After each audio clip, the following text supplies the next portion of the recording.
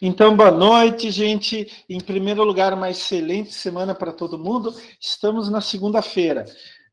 A gente já está meio cansado, né? Mas tem uma semana toda pela frente e vamos tentar fazer a semana toda como uma semana extremamente produtiva. Vamos trabalhar bastante essa semana, né?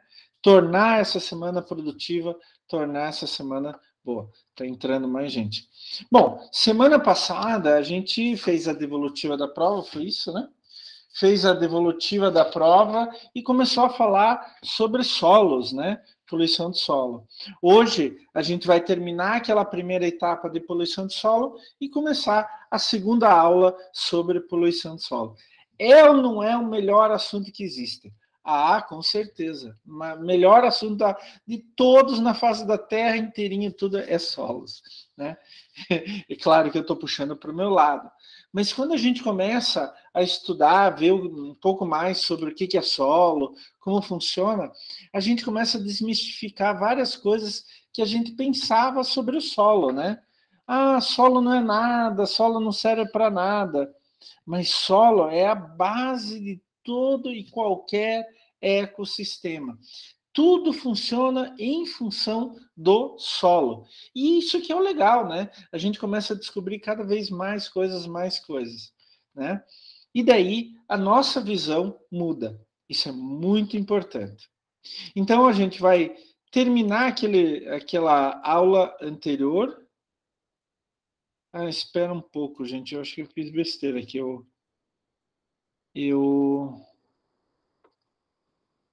Eu fechei sem querer os slides, mas já estou abrindo de novo. Isso, já vou abrir, vamos ver se já vai pegar. Isso.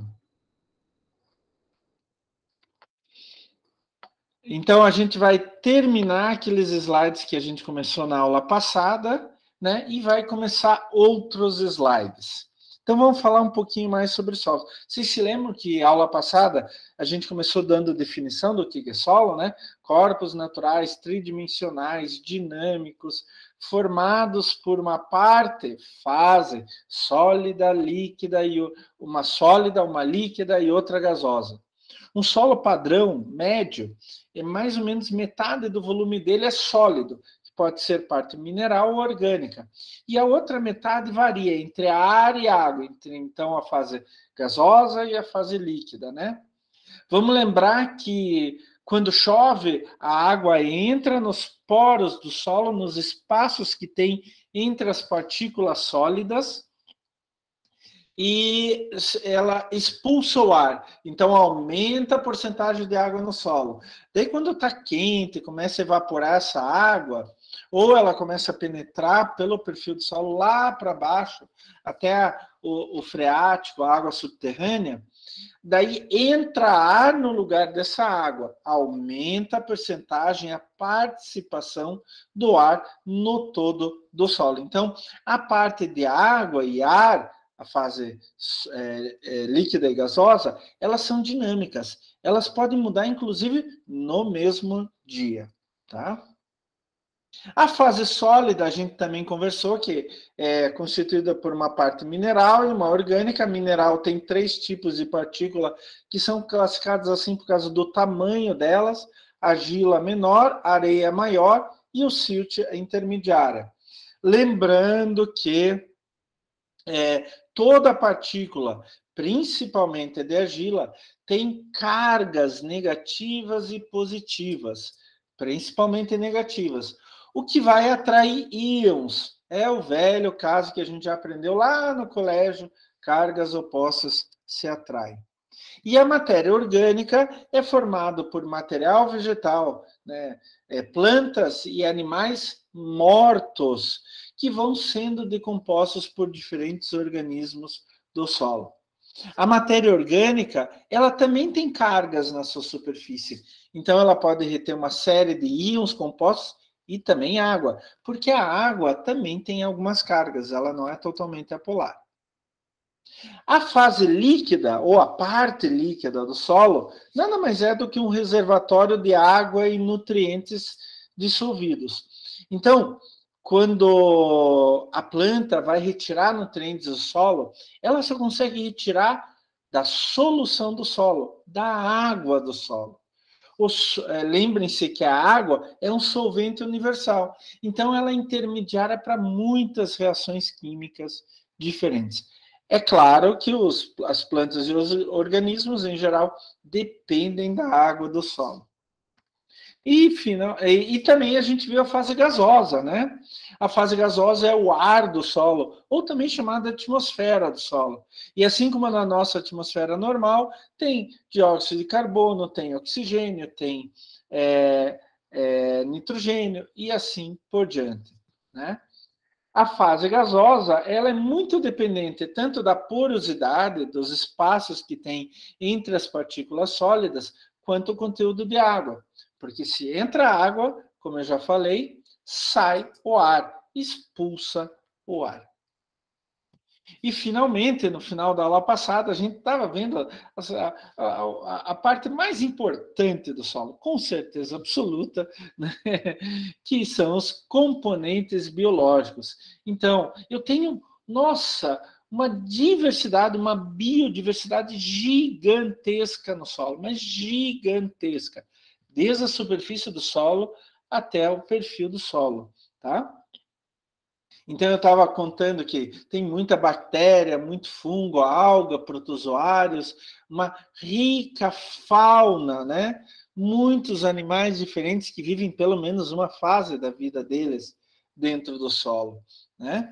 E eles podem ir até muito fundo. Tem minhoca, por exemplo, que vai até 4, 5 metros de profundidade. Para caçar essas minhocas só com escavadeira. Aliás, eu comentei com vocês que um amigo meu, brasileiro aqui de Curitiba e um amigo americano fizeram parte de um documentário da National Geographic, os caçadores de minhocas, Worm Hunters, né? E eles foram lá para Roraima caçar minhoca, um minhoco-sul bem grande, e a minhoca estava tão fundo que eles tiveram que pegar uma retroescavadeira para cavar e pegar a minhoca. Complicado, né? E assim tem muitos outros organismos. Eles são importantes porque eles interagem com todas as propriedades do solo. Mas acho que uma pergunta muito importante que fica, né? Da onde vem o solo? Ele surge do nada? Não. O solo ele é resultante de um processo que pode demorar centenas de milhares de anos, dependendo do caso, até mais do que isso. Vamos imaginar o seguinte: lá nos primórdios do nosso planeta tinha muita erupção vulcânica. Então, se formavam vulcões gigantescos por tudo que é lado. Esses vulcões, quando explodiam, eles eliminavam o magma, eliminavam a lava. Então, essa lava começava a escorrer em volta do vulcão, né? Depois de um certo tempo, a lava, que é rocha líquida, ela esfria e vira rocha dura, tá? Então, todas as pedras, ou quase todas, tem algumas pedras chamadas sedimentares que se formam de maneira diferente. Mas boa parte das pedras se forma exatamente dessa maneira. O que acontece, então? Aquela lava que endureceu, ela vai começar a sofrer uma série de processos. Então, a água vai começar a entrar pelas fissuras e vai começar a minar, erodir, fazer erosão. Daí o calor e o frio também vão agir. O calor, ele expande material sólido. O frio contrai, expande, contrai, expande, contrai, expande, contrai. De repente começa a se quebrar. E quebra para um lado e quebra para outro lado. Os organismos que vivem em cima das pedras, por exemplo, musgo, vocês já viram aquele musgozinho em cima das pedras, né? E eles começam a produzir certos ácidos, e daí também vai quebrando a rocha, quebrando a pedra. Esse processo, deixa eu pegar minha caneta aqui, deixa eu pegar minha caneta, cadê minha caneta? Canetinha, canetinha, onde que você está? O computador leva um pouco de tempo para pensar, né? Então, este processo a gente chama de intemperismo. É o conjunto de modificações na rocha até virar solo. E aqui a gente tem um esquema bem claro sobre isso. Primeiro tem a rocha. É rocha dura, normal. Daí vai pela ação da água, pela ação do calor e do frio, e pela ação de organismos, aquela rocha vai se quebrando. Ela vai formando fissuras cada vez maiores e vai se quebrando. Então, à medida que ela vai se quebrando, sobram alguns cascalhos, mas todo o resto já virou partículas.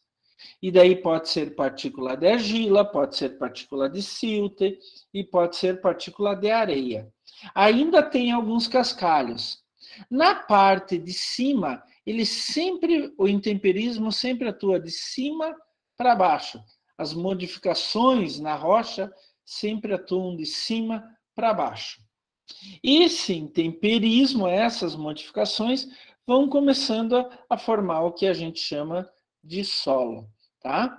E daí algumas plantas vão se estabelecendo aqui. Algumas plantinhas começam a se estabelecer aqui em cima.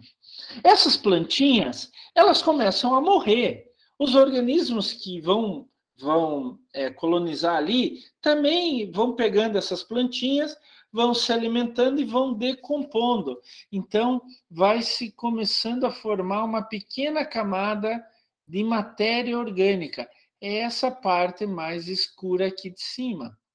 É essa parte mais escura aqui de cima, tá? Por isso que quando vocês vão começar a cavar o solo, vocês veem a superfície. Algumas vezes pode ser mais profundo, outras vezes bem rasinho. É mais marrom escuro, quase preto, né? À medida que o tempo vai passando, esse solo vai se aprofundando cada vez mais. Então, o solo jovem é aquele que é bem pequenininho ainda. Ele pode ser até um pouco maior, mas ainda tem pedras aqui no meio, etc. Isso é um solo jovem. E um solo maduro, um solo mais antigo, é aquele solo que é mais profundo.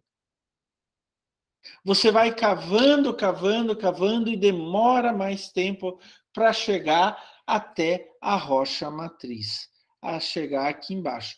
Esta daqui a gente chama de rocha matriz, tá? E uma vez que essa rocha matriz ela é alterada, a gente vai chamar de regolito ou manto de intemperização, que vai ter na sua superfície o solo. Mas, professor, é o seguinte, eu volto e meia, estou em um lugar, estou no outro, eu vejo que solo tem cores diferentes, profundidades diferentes, né? Ele tem nuances diferentes entre um solo e outro. Isso é muito comum. É o tipo de solo. E o tipo de solo vai depender da rocha matriz. Então, se uma rocha matriz tem muito ferro, o solo vai ter bastante ferro. Se uma rocha matriz tem mais calcário, o solo vai ter mais calcário. Se a rocha matriz tem mais alumínio, o solo vai ter mais alumínio. Perdão, preciso tomar um pouquinho de água de vez em quando. Então, o solo vai depender muito da rocha matriz. Querem ver um exemplo bem legal? Não sei se tem alguém aqui que é do norte do Paraná. No norte do Paraná, o pessoal é chamado de pé vermelho, né? Pé vermelho. E por que é chamado de pé vermelho? Alguém já pensou nisso? É por causa do solo. Né? Então, quando o solo fica descoberto e está o tempo muito seco, sai um pozinho do solo que é bem vermelho. Daí você sai andando, né? Se você está de tênis branco, meu amigo, vai ficar vermelho o tênis. Das partículas de solo que vão grudando no tênis. Por isso, o pessoal chama de pé vermelho. Mas por que aconteceu isso? Olha, gente, milhões de anos atrás, o norte do Paraná era um supervulcão. Peguem o maior vulcão que tem no nosso planeta atualmente. No norte do Paraná tinha um vulcão milhares de vezes maior. era um supervulcão mesmo. Uma vez ele explodiu e ele jogou uma quantidade imensa de lava, de magma, por toda a região, escorreu por toda a região. E esse magma é que, depois de endurecer e sofrer a ação da água, do calor, dos organismos, ele foi quebrando, quebrando, quebrando e formando solo. Então, o magma endureceu, formou a rocha, depois ele começou a ser decomposto, formou solos jovens, e daí ele ficou cada vez mais velho, foi formando um solo maduro. Uma dica para vocês: quanto mais profundo for o solo, mais antigo é esse solo. Mas pode acontecer algumas incongruências, algumas coisas diferentes. Por exemplo, aqui na minha casa, eu tenho uma parte da minha casa com solo bem profundo, uns 2, 3 metros de profundidade. E outra parte do terreno com solo bem mais raso. Ele chega a 1 metro, 1,5 metros no máximo. E daí eu já encontro rochas. Inclusive, nessa parte onde o solo é mais raso, é que eu coloquei a minha caixa de água de chuva subterrânea. Ela tem mais de 2 metros de altura. Então, eu tive que cavar um buraco de mais de 2 metros. Quase 2,5 metros. E quando a gente chegou num certo ponto, lá depois de 1,5 metro, já foi difícil. Por quê? Tinha essas rochas aqui embaixo. Essas rochas aqui embaixo. A gente teve que começar a quebrar com outro instrumento para poder assentar. O lado bom foi que tinha rocha, então estava bem firme. Nós colocamos uma grade de ferro, colocamos concreto, e daí a gente deixou secar e colocou a caixa d'água de chuva, de 6.000 litros. Então, ela pesa muito, né? Quando está cheia de água, ela pesa muito. Tá? Então, estejam apresentados ao intemperismo. Mas o intemperismo tem um detalhe muito legal que eu gosto muito. Inclusive, quando saio para o campo, eu paro para ver isso, que eu acho muito legal. Vocês viram que a rocha vai sendo intemperizada de cima para baixo, né? De cima para baixo. Então, a parte de cima se intemperiza antes, se degrada antes, forma solo antes, e as partes de baixo vão formando ao longo do tempo, né? E daí, quando isso acontece, demora muito tempo, ele acaba formando algumas camadas diferentes, né? Você pode até chamar camadas, mas no linguajar científico a gente chama de horizonte. Então, eles formam horizontes, camadas ou horizontes. O conceito, olha que legal. O horizonte é uma seção de constituição mineral orgânica que geralmente paralela à superfície do terreno, possui propriedades geradas por processos formadores de solo que lhe conferem características de interrelacionamento com outros horizontes do perfil. O que significa isso? A gente começa a ver pequenas diferenças. Se vocês estão notando, esta parte é diferente dessa. Então, aqui em cima eu tenho o horizonte A. Embaixo, uma cor um pouco diferente. Você vê, aqui foi colocada uma linha reta, mas você vê assim, um pouco curva. Tem uma cor diferente. Um pouco abaixo, alguns centímetros para baixo, começa a se formar outra cor aqui, né? Daí eu tenho um terceiro horizonte, uma terceira camada. É o horizonte C. E, finalmente, aqui embaixo, tem as rochas. É o que a gente chama de horizonte D de dado. Tá? Então, eu tenho horizonte A, B, C e D. Professor, é sempre assim? Não. Eu posso ter o horizonte A e depois direto para o horizonte C. E daí para o horizonte D. O que eu sempre vou ter, ou sempre praticamente em todos os casos, é no mínimo horizonte A e D de dado. Eu já vou até mostrar um exemplo para vocês nisso. Mas pode faltar horizonte B, horizonte C, isso vai depender do tipo de solo. Então, à medida que os solos vão sendo intemperizados, eles vão ganhando características diferentes. Mas vocês veem aqui que há uma transição entre um e outro. Aqui também há uma transição entre um e outro. Há uma transição entre um e outro. Então, o horizonte A é relacionado com B, que por sua vez é relacionado com C, e que por sua vez é relacionado com D. Tá? Vocês podem ver que no horizonte A as partículas são menores, são de uma cor mais definida. Horizonte B já tem outra cor, horizonte C as partículas são maiores, e horizonte D é a própria rocha. Tem um detalhe aqui, um detalhe. No horizonte A, a gente pode ver uma pequena diferença. Aqui é o que a gente chama de camada de matéria orgânica, ou horizonte zero, não é O. Também pode chamar de horizonte O de orgânico, né? Mas a gente chama normalmente de horizonte zero, tá? O que é isso? As plantas que vão crescendo aqui em cima vão morrendo, sendo decompostas por micro-organismos, vira matéria orgânica ou humus. E esse humus vai entrando pelo solo. O humus, ele é bem escuro, algumas vezes até preto, tá? Quanto mais preto for o solo, dica do professor Klaus para vocês, quanto mais preto for o solo, mais matéria orgânica tem. Quanto mais vermelho ou amarelo for o solo, menos matéria orgânica tem. Tá? E daí, dependendo do solo, essa matéria orgânica pode entrar pelo perfil do solo. Mas aqui a gente pode reconhecer uma diferença entre a camada de cima e a camada de baixo, até pela cor. E aqui é tudo o mesmo. O máximo que você pode fazer é classificar essa parte de cima como horizonte zero, horizonte O, mas ainda assim pertence ao horizonte A. Na verdade, seriam subhorizonte zero ou subhorizonte O.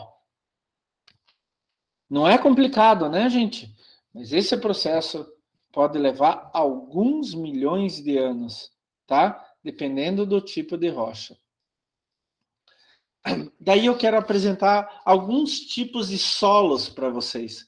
Aqui no Brasil, a gente tem o Sistema Brasileiro de Classificação de Solos. Inclusive, um amigo meu ajudou a criar esse sistema. Eu não sou especialista nisso, mas eu já vi muito solo diferente e já tive que descrever alguns tipos de solo. Olha, só para vocês terem ideia, tem mais de 30 tipos de solos diferentes aqui no Brasil. Vai depender da rocha original, do clima, do posicionamento no relevo e assim por diante. Agora, querem ver cada nome legal? Olha esse daqui, ó. Esse é um xenossolo argilúvico órtico típico, lá do interior do Rio. Esse segundo aqui, ó, espodossolo ferrocárbico órtico dúrico.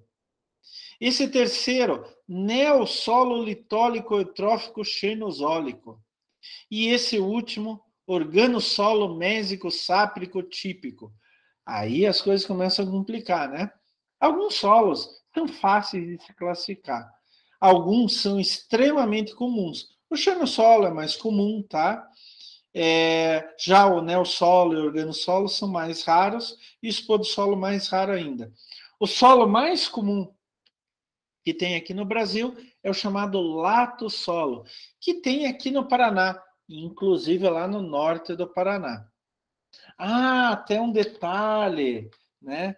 No norte do Paraná, o pessoal chama no dia a dia aquela terra de terra roxa. Eu não sei se vocês sabem, né? Mas não existe terra roxa, da cor roxa. Então, professor, da onde que veio esse nome que deram lá em Londrina, Maringá e etc? É o seguinte, que quando aquela área foi colonizada, ela foi colonizada principalmente por paulistas. Ali é muito perto do estado de São Paulo, daí eles saíram de São Paulo e foram ali para o norte do Paraná, região de Londrina e Maringá. E tinha muitos descendentes de italianos ali. Tinha muitos italianos, inclusive, que levaram o café para o norte do Paraná. Eles falavam mal português ainda, daí eles queriam descrever aquela terra vermelha, e eles chamaram de terra rossa. Desculpa, gente, não sei falar italiano, não sei se a minha pronúncia está correta, tá? Então eles chamaram de terra rossa. Rossa é vermelho em italiano, né? Daí, mas o brasileiro mesmo, ele não entendia que rossa é vermelho. Para ele, rossa era roxa. Então, os brasileiros traduziram para o português como terra roxa. E, na verdade, não existe. A terra é vermelha. Tanto que o pessoal lá da região é chamado de pé vermelho. Aquilo é um lato solo vermelho escuro. Quase tudo no norte do Paraná é um lato solo vermelho escuro. Quando você já vai para Umuarama, etc., você já começa a achar solos mais arenosos, com bastante areia. O solo do norte do Paraná, o lato solo vermelho escuro, ou terra roxa, é um solo mais argiloso. Então, os dois têm origens bem diferentes uma da outra. E o solo lá da região de Londrina e Maringá é um solo muito, muito, muito antigo. Dá para ver também pela paisagem. Quando você vai para aquela região, você não vê picos, assim, montanhas abruptas. Você vê uma paisagem suave, algumas vezes inclusive reta, etc. Isso significa uma paisagem mais desgastada. Quando aquela paisagem foi criada, tinha montanhas. Daí elas foram sendo erodidas, sofreram erosão. E ficou mais suave aquela paisagem, né? Olha só que interessante, o professor Klaus também é cultura, né? Tiver alguém do norte do Paraná aí, né? Então, aquilo é uma terra... Tem dois tipos de solo. O mais comum lá é o lato solo vermelho escuro. O outro é o terra roxa estruturada. Esse nome que os italianos deram e os brasileiros traduziram de forma incorreta, ficou. Inclusive, hoje é um nome oficial de um tipo de solo. Se vocês olharem esse cheiro no solo aqui, olha, gente, olha, tem uma camada aqui, tem outra camada aqui, olha, aqui tem uma cor, aqui outra e aqui outra, né? Provavelmente esses dois são horizonte B e aqui horizonte A. Olha esse expor do solo, gente. Eu tenho uma camada daqui para cima, outra e outra. Isso daqui são concreções de ferro. Esse solo tem muito ferro. A rocha original tem muito ferro. E esse solo aqui foi submetido a um longo período debaixo d'água. Depois a água saiu e formou essas concreções de ferro. Agora, o mais legal de todos... Não é o mais legal. O segundo mais legal desses daqui é o neossolo. Neo é novo, então é solo novo. Neossolo litólico, porque ele é formado por rochas. Olha aqui, ó. Ele está mais ou menos aqui assim. Aqui é horizonte A e aqui é horizonte D. Direto. Não tem horizonte B e não tem horizonte C. Isso daqui pode parecer um horizonte C, mas não é. É só um pouco de terra no meio das pedras. E é direto horizonte D. E aqui perto tem muitos desses. Ali na região de Vila Velha tem muito neossolo. Algumas vezes o neossolo tem 10 centímetros, 20 centímetros. Não dá nem para usar para agricultura. Quando vai passar o arado bate nas rochas que tem embaixo, pode até quebrar o arado, né? Então, esse tipo de solo não é bom para agricultura. Neossolo, solo novo, litólico, porque ele tem origem na rocha. E é assim que se começa a formar um solo. Quando a rocha exposta começa a ser quebrada, sofrer intemperismo pela água, pelo calor, por organismos que vivem ali. Agora, pessoal, desses 4, tem um que eu gosto muito, que é organossolo. Vocês veem aqui, isso tudo é matéria orgânica. E aqui tem água. Esse solo, na verdade, como que ele se formou? É bem interessante. Aqui na região de Curitiba tem uma outra mancha desse tipo de solo, não é comum. É da onde a gente tira, talvez você já tenha ouvido falar, turfa. Turfa é tirada desse tipo de solo. Na verdade, tudo isso daí é turfa. Então, o que aconteceu? Milhões de anos atrás tinha uma floresta e, de repente, aquela floresta ficou debaixo d'água. De repente, entrou bastante água, invadiu um fundo de vale, normalmente esses solos estão em fundo de vale, invadiu e cobriu a floresta. A matéria orgânica que estava lá, árvore, planta, animais, ela vai sendo decomposta. Primeiro por organismos aeróbios, que pegam o oxigênio dissolvido da água, principalmente bactérias, e vão se alimentar da matéria orgânica. De repente acaba o oxigênio, o ambiente fica com muito pouco oxigênio, sem nenhum, daí entram as bactérias anaeróbias, aquelas que vão respirar outras coisas. E daí começa a se formar o que a gente chama hoje, uma formação mais nova, que a gente conhece bem, pântano. Pântano é mais ou menos assim. E daí começa a se formar isso. Só que aquela matéria orgânica, como está em uma fase de decomposição anaeróbia, sem oxigênio, ela é muito, muito, muito lenta. Mas é muito devagar mesmo.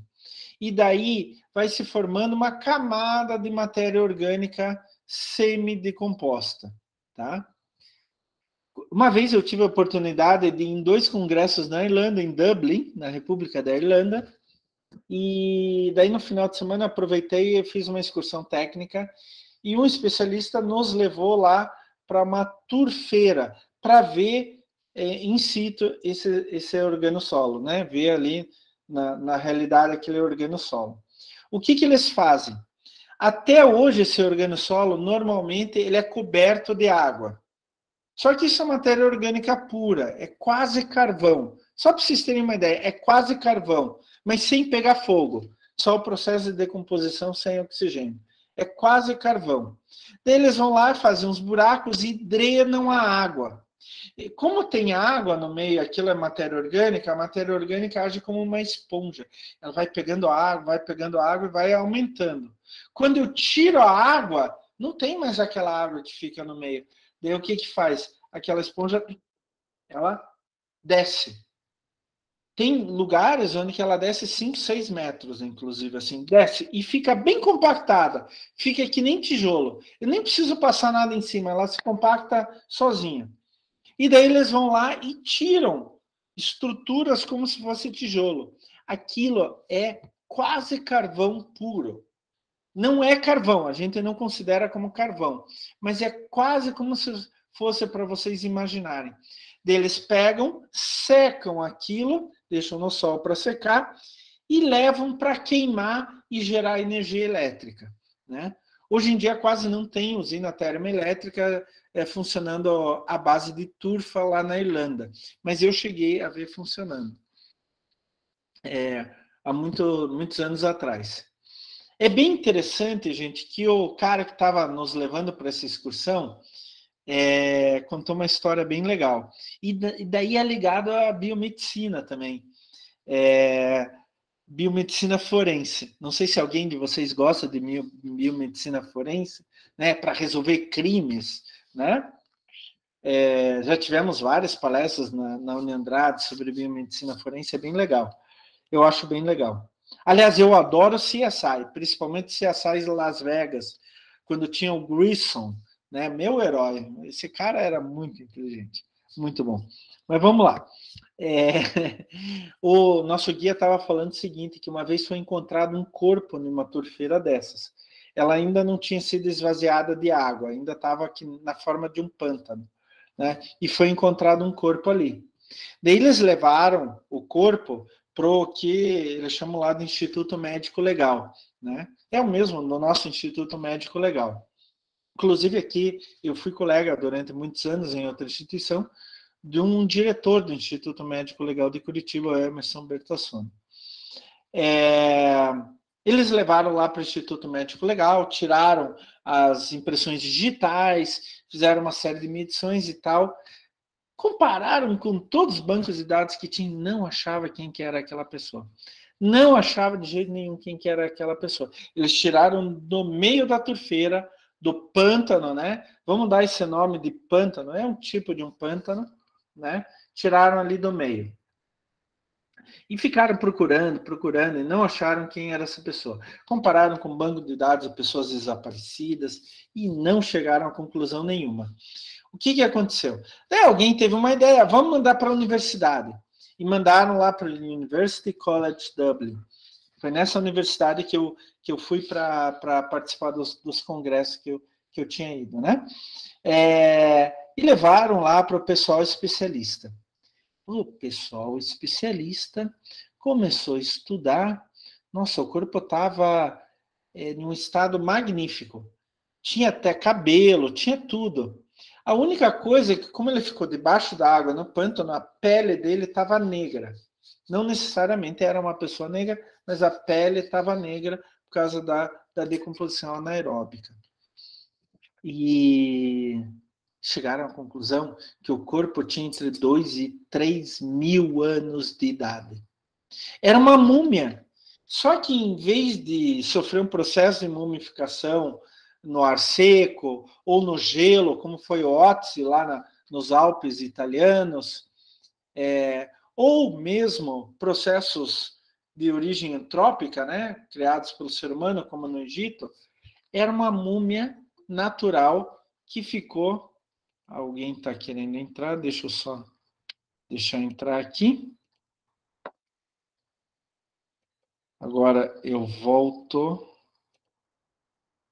Era uma múmia, pessoal, que se formou de forma natural,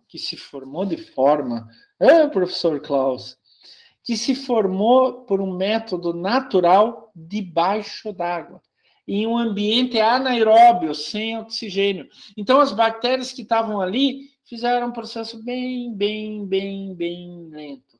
Talvez aqui 2 ou 3 mil anos a mais, o corpo tivesse se esfarelado. Mas esse processo foi bem lento, porque é uma decomposição sem oxigênio, por bactérias que não usam oxigênio, bactérias anaeróbias. Mas tinha tudo, tinha até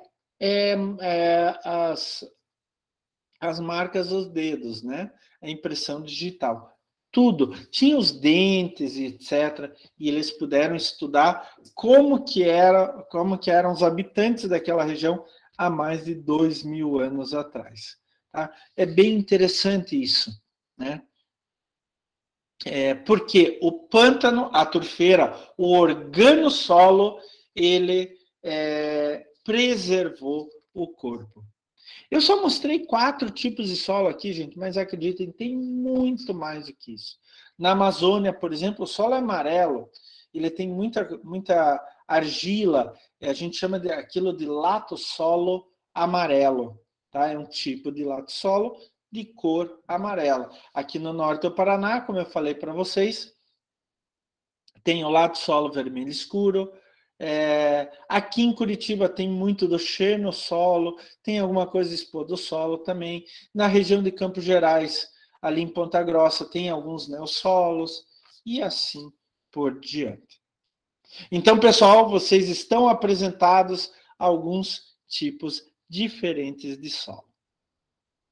Mas o que nos interessa aqui na nossa matéria são os poluentes do solo, ou a poluição do solo.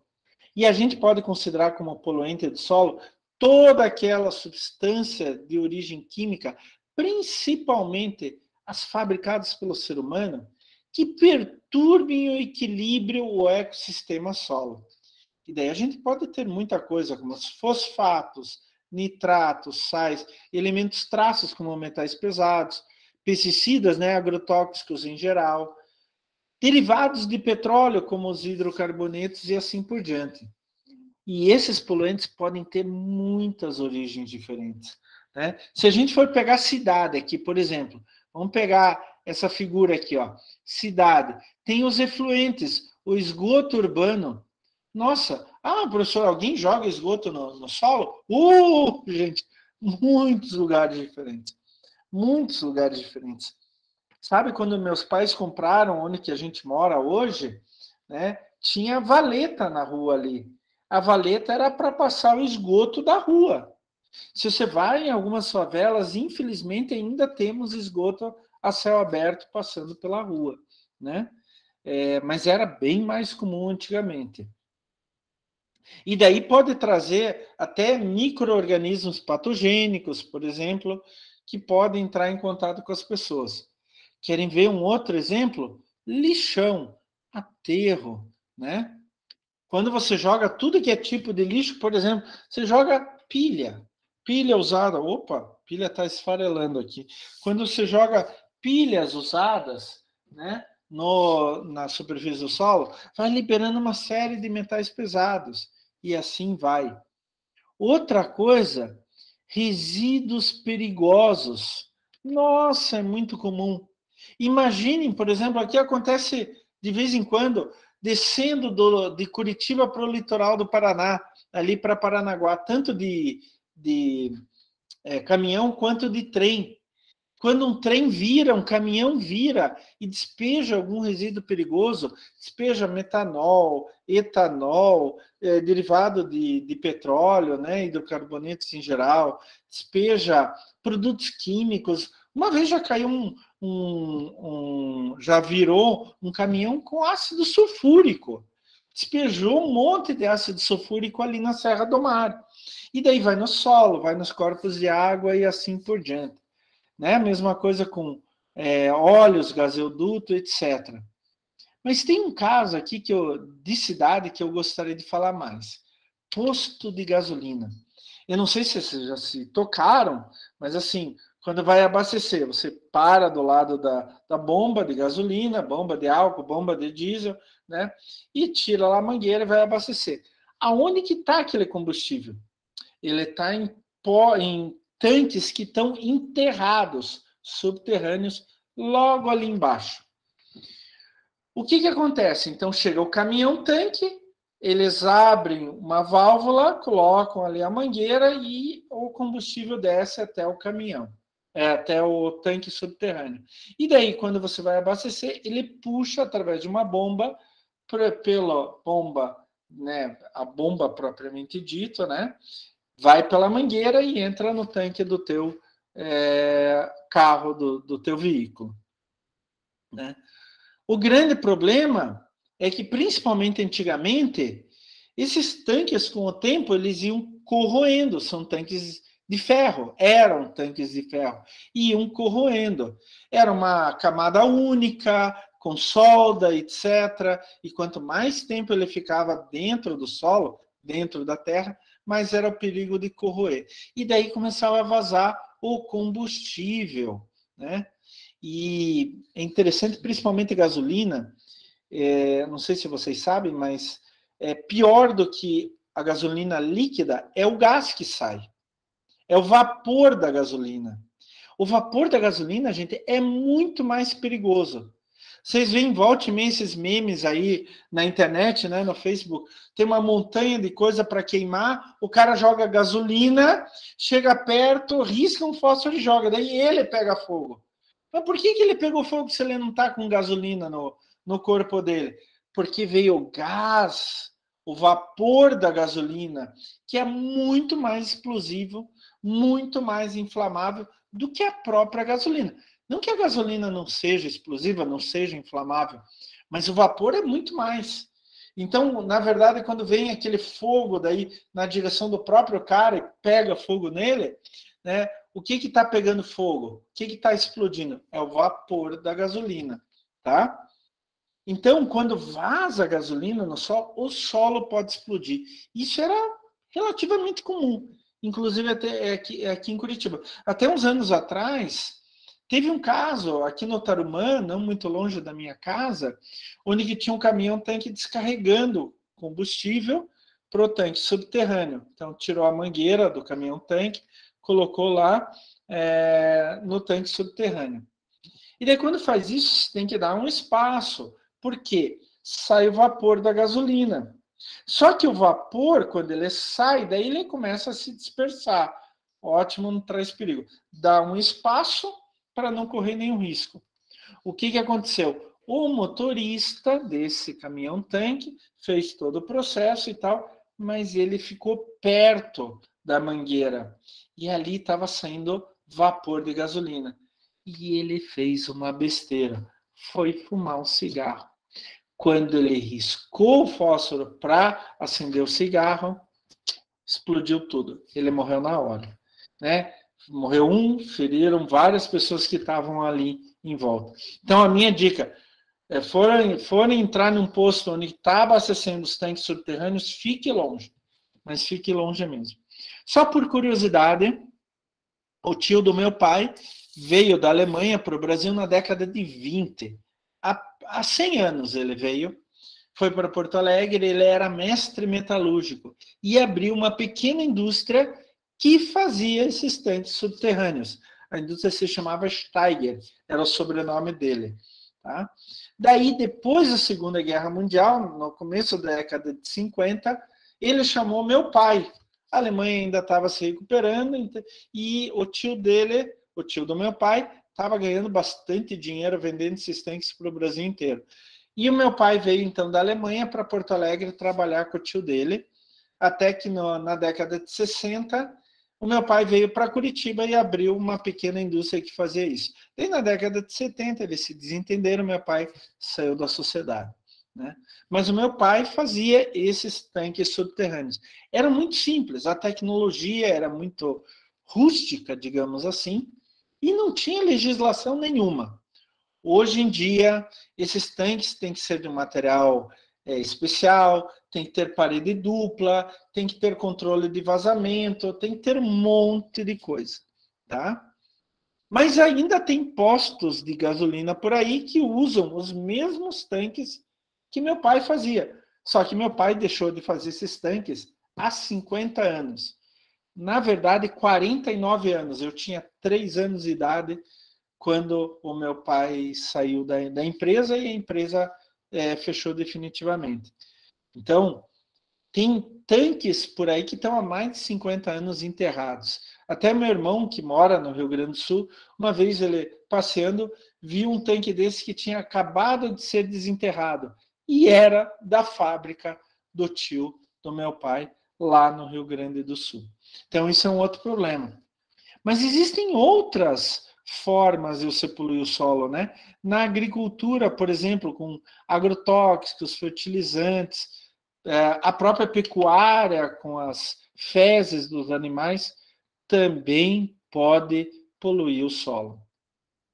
E atenção, a gente pode classificar os poluentes do solo em 2 grandes grupos: os macropoluentes e os micropoluentes. Mas não confundam, por favor. Macropoluente é porque ele tem uma quantidade final maior. Quantidade maior. Ah, a letra bonita do professor Klaus, né? Eu ainda não me acostumei a escrever com essa caneta aqui. Mas vamos lá. Um dia eu me acostumo. Os principais macropoluentes são os fertilizantes, principalmente nitrogênio, fósforo e potássio, o famoso NPK. Se vocês forem numa floricultura e pedir, me vê um fertilizante mineral aí, o que ele vai te dar? Ele vai te dar um pacotinho de NPK, nitrogênio, fósforo e potássio, que as plantas precisam em enormes quantidades, principalmente o nitrogênio. Como eles são usados em grandes quantidades, esses fertilizantes minerais, a gente dá o nome, ou classifica-os como macropoluentes. Inclusive, gente, agora está sendo um problema muito sério, né? Por causa da guerra da Rússia e da Ucrânia, a Rússia é o maior fornecedor de NPK do Brasil. E o Brasil é um dos maiores produtores agrícolas do mundo, né? Então, e o Brasil não produz muito. A gente até produzia quase todo o nitrogênio que a gente precisava, mas aí nos últimos anos se fecharam algumas fábricas, né? Mas fósforo e potássio a gente tem muito pouco, principalmente fósforo. O nosso país é muito pobre em fósforo mesmo. Né? Potássio ainda tem um pouco, mas fósforo não tem quase nada. E o fósforo que tem está de uma forma que a gente chama insolúvel, não dá para aproveitar. Mas daí a gente importa bastante. Só que agora a Rússia começou essa guerra, teve um monte de sanção, os preços subiram lá no alto e etc. Está mais difícil, né? Graças a Deus, o agronegócio aqui é muito ágil, já estão tentando substituir. Até faço parte de um grupo no WhatsApp com os meus antigos colegas de graduação, né? A gente fez 30 anos de formados, agora começo do ano, e volta e meia alguém diz, pô, eu achei um fornecedor de NPK, um fornecedor de fósforo, um fornecedor de potássio, se alguém quiser, eu passo o contato. Exatamente porque está mais difícil de achar. Mas daqui a pouco as coisas entram nos eixos de novo. E aqueles poluentes que aparecem em pequena quantidade no ambiente? A gente vai chamar eles de micropoluentes. Então, são aqueles que aparecem em quantidades menores. Algumas vezes até o que a gente chama de elemento traço. Por quê? É tão pouco que é só um tracinho. Os micropoluentes, principais, né? A gente pode dividir em inorgânicos e orgânicos. Nos inorgânicos, metais pesados, como chumbo, mercúrio, prata e assim por diante. E substâncias radioativas, além de outros que existem por aí. Só de curiosidade, os fertilizantes também têm um pouco de radioatividade, tá? Mas é bem pouquinho. É tão pouco que você tem que ter um contador Geiger específico para isso. O contador Geiger normal, ele não consegue medir essas quantidades de radioatividade, tá? Metais pesados vêm principalmente de efluentes industriais. A gente viu, no caso de qualidade da água, o mercúrio, que é usado em garimpo de ouro, também pode atingir o solo, né? Agora, substâncias radioativas é só casos muito específicos, como foi Chernobyl, por exemplo, né? Chernobyl, a região de Chernobyl, ali onde estourou em 1986 a usina nuclear de Chernobyl, o solo está radioativo até hoje e vai continuar durante muito tempo. Então, na cidade de Pripyat, por exemplo, ela está totalmente desabitada, né? Você pode visitar, mas tem que visitar com roupas especiais, com contador Geiger a tiracolo, e quando começa a aumentar a radioatividade, você já tem que sair daquele lugar. Aqui, o caso do Césio 137, em Goiânia, logo em seguida, o caso da usina nuclear de Fukushima, no Japão, mas lá houve muito pouco vazamento, tá? Então, só a região confinada ali do próprio da usina nuclear de Fukushima é que está interditada, né? Então, assim, não é comum solo contaminado por substâncias radioativas, mas pode acontecer, né? Pode acontecer. Até Chernobyl agora voltou à baila de novo, né? Voltou a notícia. Por quê? Porque os soldados russos entraram em Chernobyl, né? Tomaram Chernobyl. Eu não faço ideia por que eles tomaram Chernobyl. Chernobyl fica na divisa na fronteira com a Bielorrússia, né? Belarus. Então, ela não tem, além de ser uma área contaminada por radioatividade, ela não tem interesse estratégico nenhum, vamos dizer assim, né? Mas também temos os poluentes orgânicos, que os dois grupos principais são chamados agrotóxicos, e todos aqueles que não são agrotóxicos, principalmente hidrocarbonetos ou derivados de petróleo. Gente, a gente ainda tem muitos solos que estão extremamente contaminados com agrotóxicos, mas assim, hoje em dia não é mais tão comum isso. Por quê?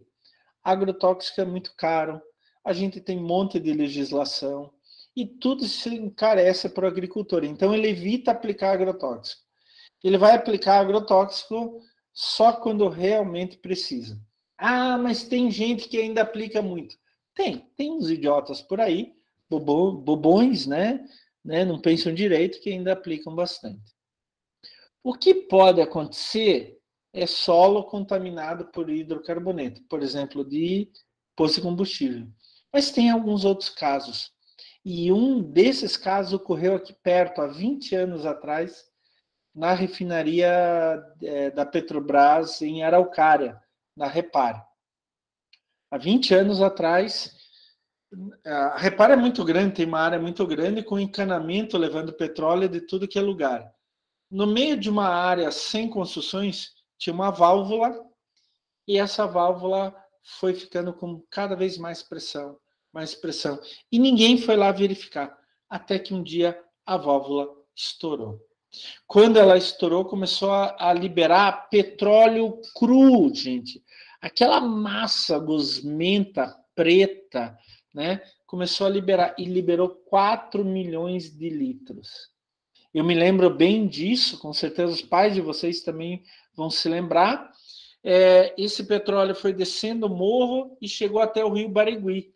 Rio Barigui é o mesmo que passa do lado da Unendrado, onde a gente já coletou água. Ele passa do lado da Unendrado e vai pela cidade industrial até Araucária. E depois, logo em seguida, ele se junta com o Rio Iguaçu. O Rio Iguaçu nasce na região de Curitiba e vai até Foz do Iguaçu, formando as famosas Cataratas do Iguaçu. Chegou petróleo até as Cataratas do Iguaçu. Bem pouco, mas chegou petróleo até as Cataratas do Iguaçu. Tá? A Petrobras teve que fazer um monte de processos para tirar o petróleo desse solo. Né? Fez land farming, fez bastante coisa diferente. E eu fui chamado por um pesquisador lá para ajudar num trabalho, a gente nem pôde publicar, porque era da Petrobras, mas para ajudar num trabalho de descontaminação daquele solo. Então, eu fui responsável por avaliação biológica da descontaminação. Foi bem interessante, porque isso foi 10 anos depois do derramamento. E eu cheguei na área, ainda tinha cheiro de petróleo. Eu peguei uma pazinha de jardim pequenininha, escavei um pouco e começou a sair um pouco de petróleo ainda. 10 anos depois, ainda tinha petróleo naquela área. Tá? Então, é um problema muito, muito, muito sério que acontece pontualmente no mundo inteiro. Olha aqui, ó, como eu falei para vocês, tem várias fontes possíveis de poluição. Agrotóxico, principalmente manuseio inadequado, esgotos que podem cair no solo por acidente, vazamento ou mesmo manuseio impróprio. Resíduos que vêm de aterro, né? Até vou colocar aqui esgoto. Resíduo que vem de aterro e entra pelo solo. Resíduo de mineração. Lembrem-se de Mariana, 2015, Brumadinho, 2018. Eu publiquei, junto com o pessoal do Rio de Janeiro, um trabalho sobre poluição de solo a partir de Mariana. Né? Até a semana passada, foi dada permissão, o governo do estado de Minas Gerais deu permissão para a Vale, para a Samarco, que é a empresa da Vale, que atuava lá em Mariana, para começar a operar de novo aquela mina de Mariana e fazer mais represas de rejeitos, aquela mesma represa que explodiu, matou 13 pessoas, contaminou o Rio Doce inteirinho até o Oceano Atlântico. Brumadinho, em 2018, morreram acho que 250 pessoas, alguma coisa assim. E acabou com o rio Brumadinho, né? O que acontece? Todos esses poluentes entram pelo solo, aqui é solo, e vão descendo até a água subterrânea. Uma coisa que eu quero que vocês nunca mais esqueçam: toda a água subterrânea é ligada com corpos de águas superficiais, como rios, represas, lagos e mar. Então, o poluente pode entrar pelo solo e chegar até um rio, um lago, através da água subterrânea. Tá? Então, Quando a gente vai poluir o solo, pode ser que a gente não esteja poluindo somente o solo, mas também a água subterrânea e corpos de águas superficiais que são ligados com essa água subterrânea. Mas quais mecanismos que estão envolvidos na poluição do solo, né? O mecanismo geral mais comum é chamado de retenção. Ele vai reter o poluente. Então, eu tenho as partículas de solo, ele retém. Daí pode ser de dois tipos, retenção adsortiva e retenção não adsortiva. A adsortiva, a adsorção é diferente do que a absorção. Vamos pegar o exemplo de novo da esponja. Quando a água entra dentro da esponja, é que a gente chama de absorção, com B, B de bola. A esponja absorve a água. Agora imaginem que a esponja não vai absorver a água, ou o líquido. Esse líquido vai ficar em volta, preso, como se fosse um filme. Daí a gente chama de adsorção, com D de dado, tá? Essa adsorção se dá principalmente por diferença de carga, tá? Daí é uma adsorção química. Ou pode ser por uma adsorção física, aonde diferentes mecanismos físicos fazem com que o poluente fique em volta da partícula, não dentro das partículas. A retenção não adsortiva pode ser precipitação, ele vai formar precipitados e vai andar pelo perfil do solo, ou aprisionamento. Inclusive, uma vez eu tive a oportunidade de trabalhar com essa teoria do aprisionamento. O que é? Pode ser que existam algumas estruturas de compostos no solo que fazem com que o poluente entre nessa estrutura e fique preso ali. Por isso a gente chama de aprisionamento. Ele fica de uma forma não disponível. Aliás, tudo que é retenção, o poluente fica não disponível. Quer dizer, ele está ali fisicamente, mas ele não vai causar nenhum dano aos organismos que estão em volta daquilo. Agora, se o poluente está livre, por exemplo, ele está na solução do solo, na água do solo, uma planta pode puxar aquele poluente, daí ela vai ser intoxicada. Como ele está na solução do solo, um organismo pode ser afetado por esse poluente. Agora, se ele sofre retenção, não, ele fica de uma forma não disponível. A gente também pode ter infiltração, e daí ele pode andar pelo perfil do solo por transporte, difusão, dispersão, ou mudança química, onde que ele vai de um poluente primário para um poluente secundário. Isso eu falei para vocês lá já em qualidade do ar.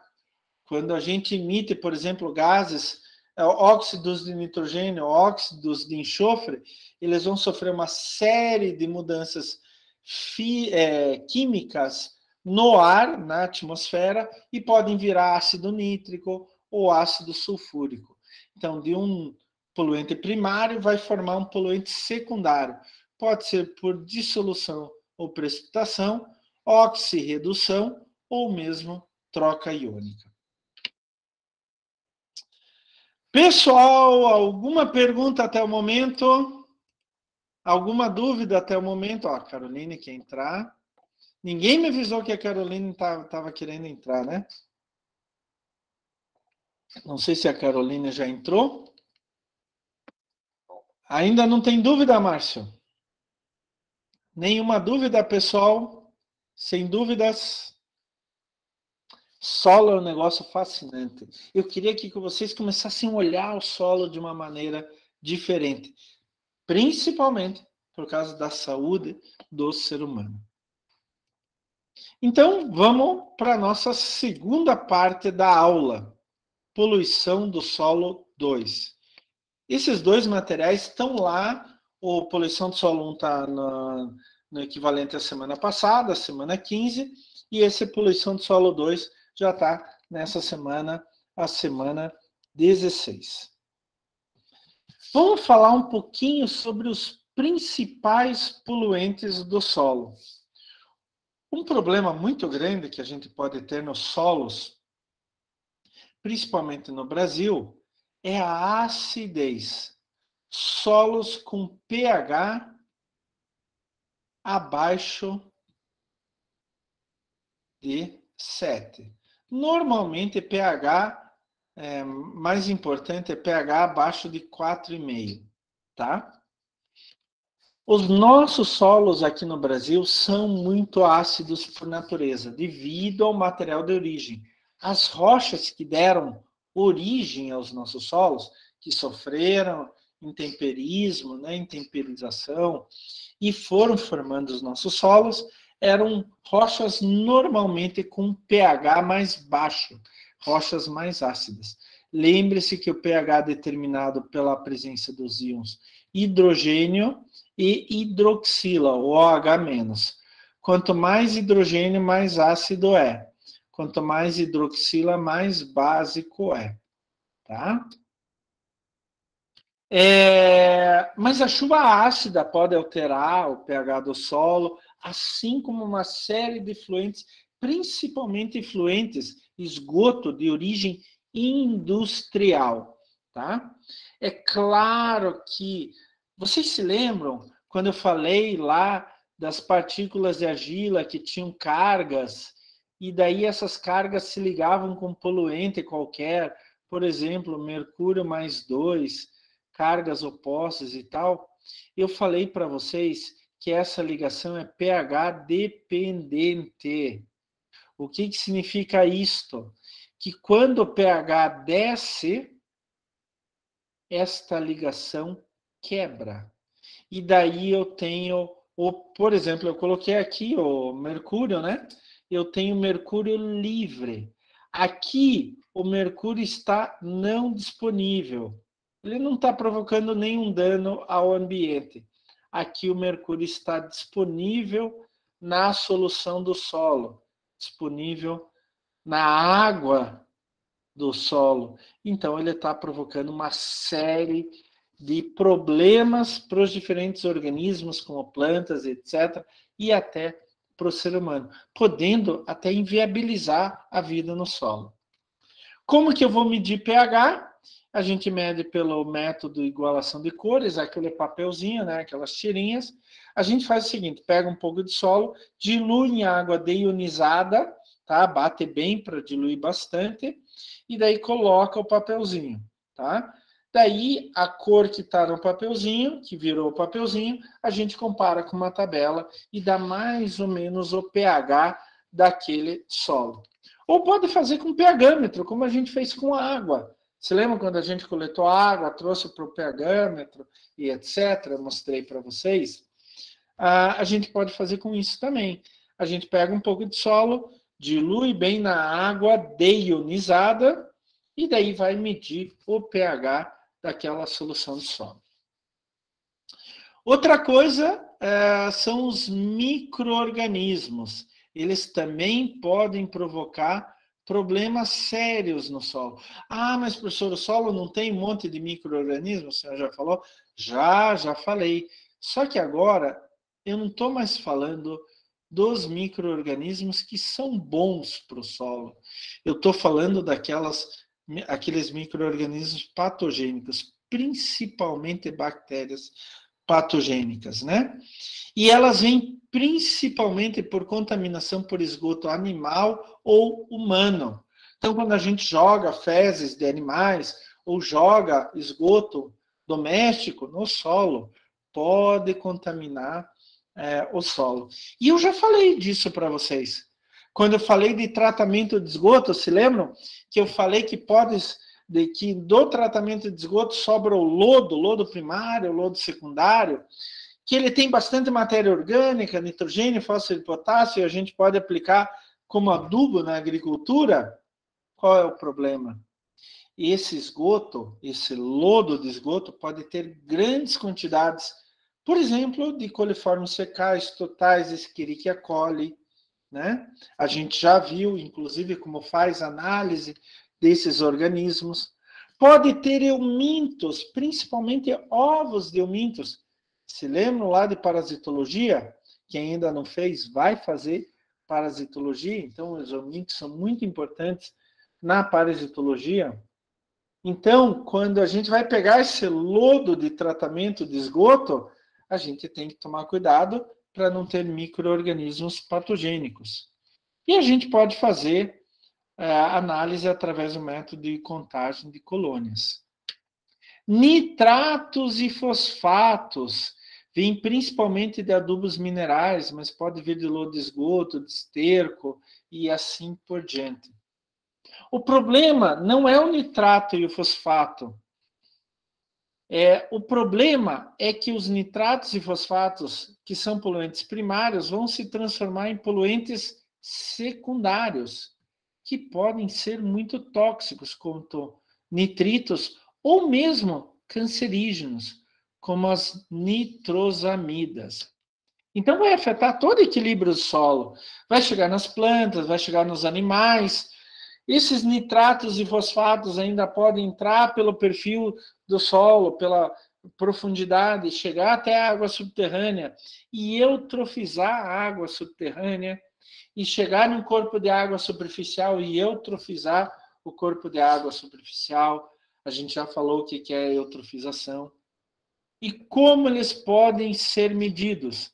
Daí a gente pode usar, eu vou dar mais detalhes na aula que vem, método espectrofotométrico.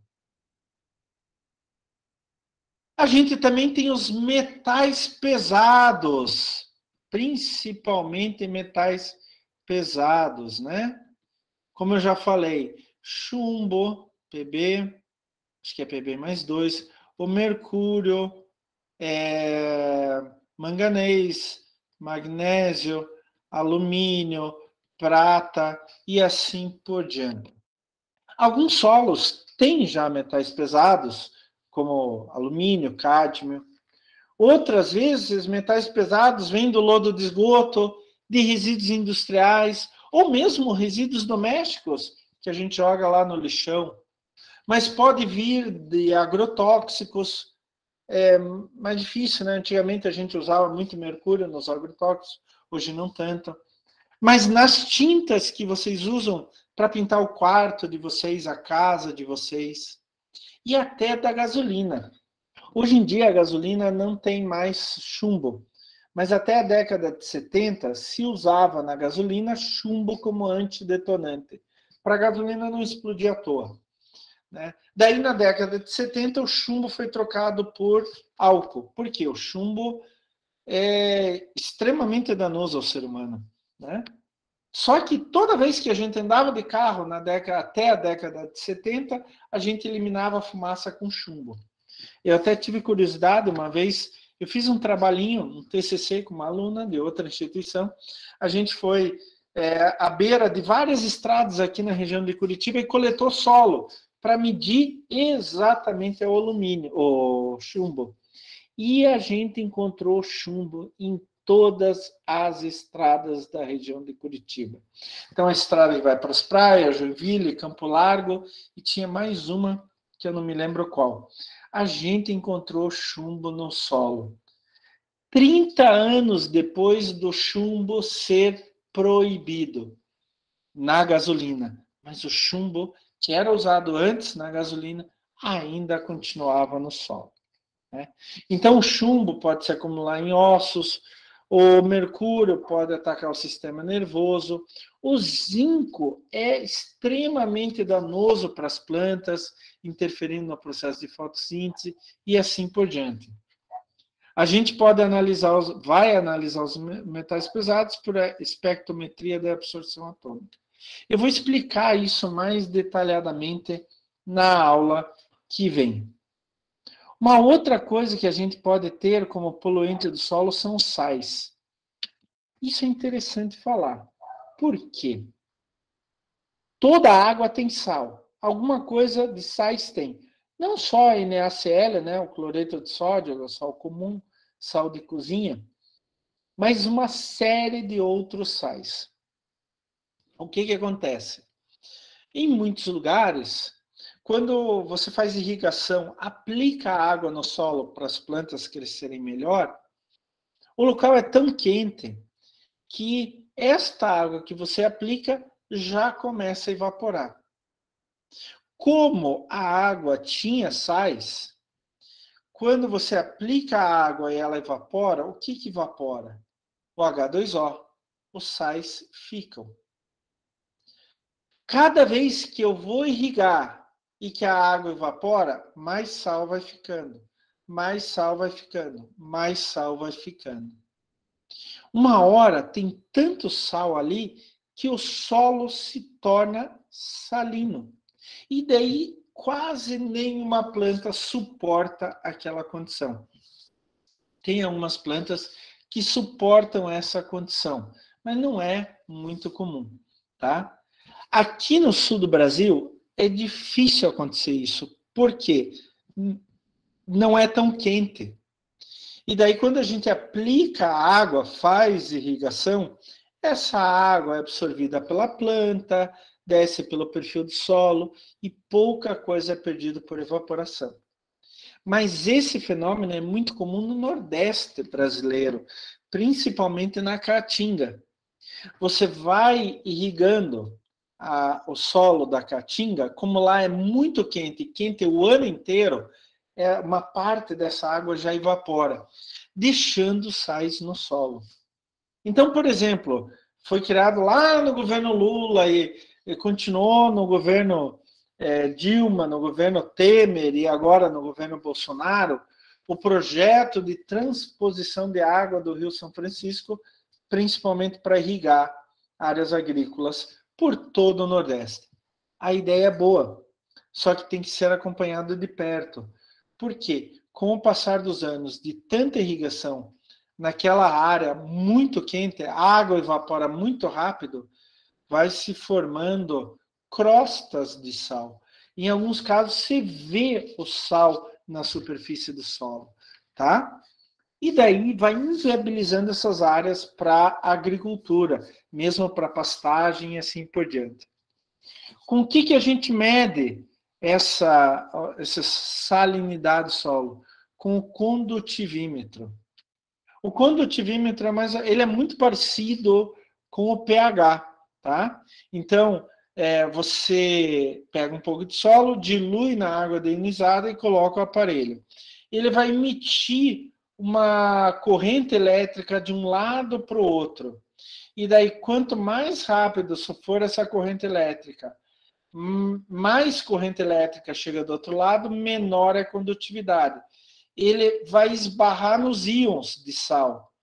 Se a corrente elétrica é devagar, é mais devagar, e chega em menor intensidade, significa que tem muitos íons aqui no meio.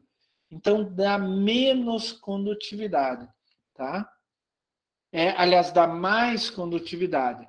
E daí, significa que o solo ele tem muitos sais. A gente não mede a condutividade em muitos casos, só quando a gente sabe que é possível disso acontecer naquele solo. E tem um outro problema de poluentes do solo, que é muito pontual, mas pode trazer muitos problemas, que são os gases de aterro. Ou aterro, lixão. Quando a gente tem um aterro sanitário, a gente vai jogando o nosso lixo ali, e eles vão compactando esse lixo. Para dois motivos. Primeiro, para não acumular muita água ali dentro. Quando ele é compacta, ele tira os poros, os espaços vazios, a água não consegue penetrar direito. E segundo, para caber mais. Isso acontece com todo aterro. O atual aterro de Curitiba está em Mandirituba e pertence a uma empresa particular. Mas o último aterro antes desse foi o aterro da Cachimba, ali entre Curitiba e Fazenda Rio Grande, né? No bairro que hoje é chamado de Cachimba. Até a prefeitura está com um projeto bilionário para revitalizar aquele bairro, inclusive onde está o aterro da Caximba. Esse aterro está fechado, não entra mais lixo, mas o aterro ainda existe ali e vai existir pelos próximos 1000 anos. A grande questão é que quando você compacta, você tira o ar. Só que ainda tem muita bactéria que está se alimentando daquele material. Em vez de ser bactéria aeróbica ou aeróbia, é bactéria anaeróbia, que não respira oxigênio. Ela vai respirar carbono, por exemplo. E quando ela começa a decompor aquele material, ela libera, em vez de CO2, ela libera metano, CH4. E o metano é um gás altamente explosivo e perigoso. Ele pega fogo logo. É como se fosse gás de cozinha, pessoal. É como se fosse gás de cozinha. O metano é extremamente perigoso e sai de todo o aterro. Por quê? Quando a gente compacta, tira o ar, vira um ambiente sem oxigênio, anaeróbio, e as bactérias anaeróbias é que vão começar a decompor aquele material. E com isso, liberar metano. O que a gente faz? A gente coloca canos perfurados, que nem se fosse um queijo suíço, coloca canos até o fundo do aterro, e daí o gás, ele quer o caminho mais fácil para sair. Então ele entra por esses canos e sai lá para cima, né? Sai pela ponta do cano. E daí quando chega lá em cima, ele é perdido para a atmosfera. Só que é um gás extremamente prejudicial ao aquecimento global, né? Ele é muito forte para o aquecimento global. Ele tem 21 vezes mais poder para aquecimento global do que o dióxido de carbono, o CO2. Então, para não prejudicar tanto o nosso planeta, a atmosfera, eles metem fogo ali. Então, sai o metano na ponta do cano, eles vão lá e acendem o metano. Eles queimam o metano, daí em vez de sair metano, está saindo CO2. É um problema ainda? É, mas é um problema 21 vezes menor do que o metano. Só que é bem diferente. Se alguém já viu isso, o metano você não enxerga, é um gás incolor. E quando ele pega fogo, você também não enxerga. O fogo do metano também é incolor, né? A mesma coisa que o metanol, né? Então, se tem um carro movido a metanol, não etanol, metanol, você não vê o líquido saindo, não vê o gás e não vê pegando fogo, né? Como que você enxerga quando o metano está pegando fogo? Você tem que ver através dele, você vai ver que a paisagem atrás dele está tremendo, porque é difração da luz dada pelo gás que está aqui na frente, tá? Quando ele pega fogo, é a mesma coisa, tá?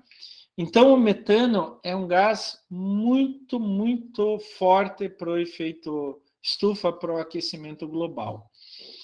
Tem uma história, não é uma história, é um caso verídico que aconteceu lá em São Paulo, na região metropolitana de São Paulo, alguns anos atrás.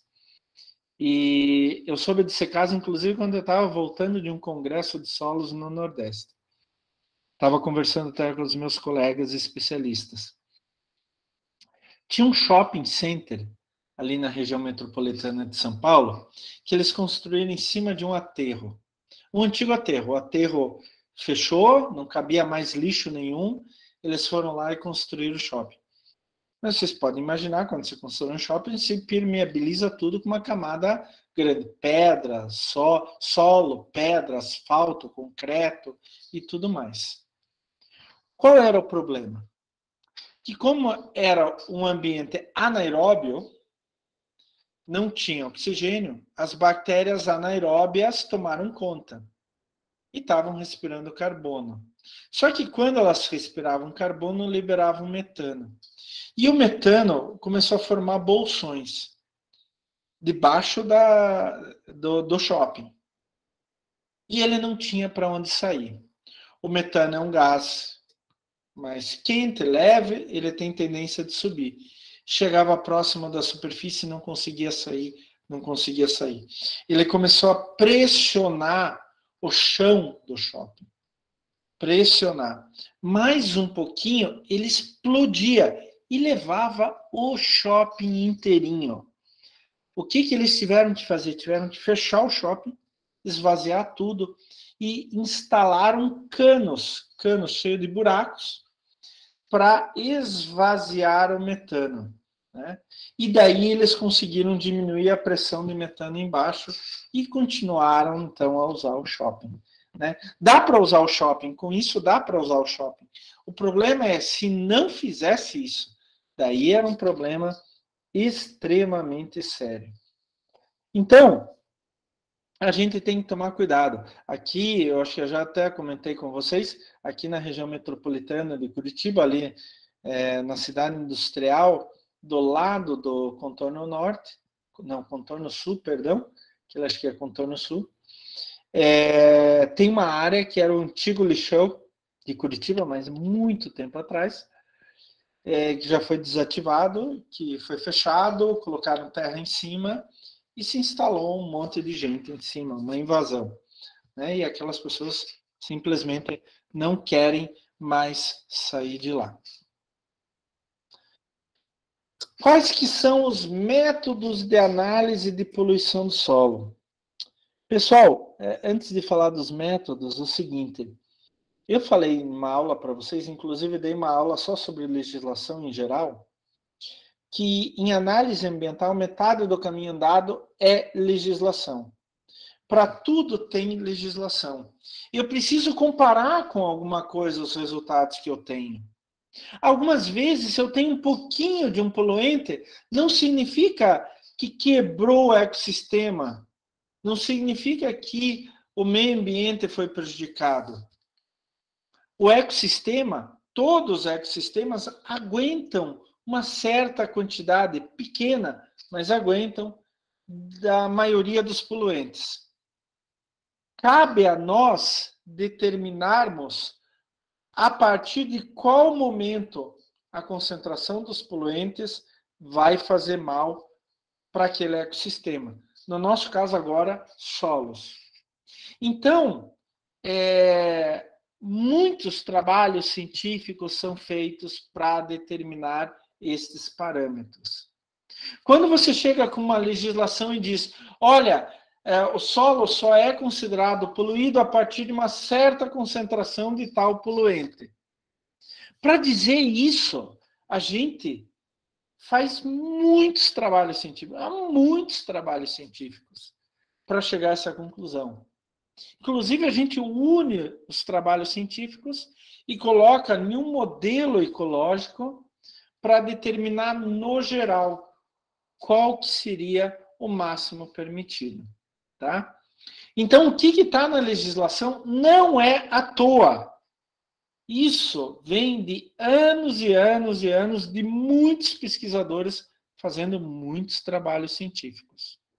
No caso do solo, a gente tem a resolução 420 de 2009 do CONAMA, Conselho Nacional do Meio Ambiente, que dispõe sobre critérios e valores orientadores de qualidade do solo quanto à presença de substâncias químicas e estabelece diretrizes para o gerenciamento ambiental de áreas contaminadas por essas substâncias em decorrência de atividades antrópicas. E uma das primeiras coisas que a própria Resolução 420 coloca, que você pode fazer as chamadas amostras compostas. Você chega em uma área qualquer e tira no mínimo 10 subamostras. 3, 5, 6, 7, 8, 9, 10. E daí junta todas elas em um balde, mistura bem e tira uma amostra só para fazer a análise. Normalmente, a gente pega solo entre a superfície, 0 centímetros, até 20 centímetros de profundidade. Por quê? Porque é esta a profundidade do sistema radicular das plantas. Sistema radicular das plantas, das raízes das plantas. A maioria das plantas tira água e nutrientes nessa profundidade. Então, é isso que mais nos interessa. Então, fazer uma amostra composta de, no mínimo, 10 subamostras, tiradas sempre entre 0 e 20 centímetros de profundidade. Normalmente, o carbono orgânico, argila, silt, areia, óxidos de ferro, alumínio, manganês e silício, a gente analisa pelos métodos preconizados pela Embrapa, o Manual de Análises Químicas do Solo, Plantas e Fertilizantes, de 2009. Eu tenho esse livro na minha biblioteca. E as substâncias orgânicas, inorgânicas, principalmente metais pesados, a gente faz por digestão ácida, através da norma americana US EPA 3050. US EPA é United States Environmental Protection Agency, Agência de Proteção Ambiental dos Estados Unidos. Tá? Aqui tem um hiperlink, vocês podem pegar o slide, clicar no hiperlink e vocês vão entrar nesse método preconizado pela Agência Ambiental Americana de Digestão Ácida. Só que essa digestão ácida a gente vai conversar na aula que vem. Por isto, pessoal, não percam a aula que vem de jeito nenhum. Gente, alguma pergunta até esse momento na nossa aula de hoje? Alguma dúvida? Eu sempre tento explicar de modo detalhado, passo a passo, mas algumas vezes pode ser que eu explique de modo muito rápido ou alguma coisa assim. Então, vocês têm todo o direito e dever, hein, pessoal, de, inclusive, tirar as dúvidas. Alguma pergunta, alguma dúvida? Gente, nenhuma dúvida? Vocês estão aí na minha aula ainda? Vamos acordar. Alguns de pijama, debaixo do cobertor, dormiram. A Sara está aí, Amanda, Regis, Denise, Sâmia, Gabriele. Ótimo, maravilhoso. Assim que eu gosto de ver, pessoal. E vocês não têm nenhuma dúvida, então? Então, eu convido vocês a participarem da nossa próxima aula semana que vem, onde a gente vai conversar um pouquinho mais sobre solos. Atenção, daqui 2 semanas, dia 30 de maio, vamos ter aula prática, tá? E nós vamos fazer um teste ecotoxicológico. Nesse teste, a gente vai testar como que uma substância pode interferir no ecossistema. A gente vai usar como modelo alface, através das suas sementes. Então, cada equipe já pode selecionar o produto químico que queira testar, tá? Lembre-se que tem que ser líquido, solúvel em água e, por favor, nada com cheiro muito forte, como, por exemplo, perfume. Por que isso? Porque esse cheiro vem de um gás e quando a gente for colocar todos os nossos experimentos na mesma estufa, isso pode afetar os diferentes experimentos. Tá certo? Não se esqueçam, já podem ir separando o material. Uns 100 ml já tá bom para a gente fazer os nossos testes. Certo? Então, pessoal, obrigado pela presença de vocês e eu desejo uma semana maravilhosa, que seja muito produtiva. Até semana que vem, pessoal. Tchau, tchau. Tchau para todo mundo. Boa semana. Valeu, Márcio. Tudo de bom. Até semana que vem. Bárbara, Regis, Sara, eu que agradeço a presença de vocês. Até. Tchau, tchau. Boa noite, Milena. Tchau, Aline. Tudo de bom para vocês.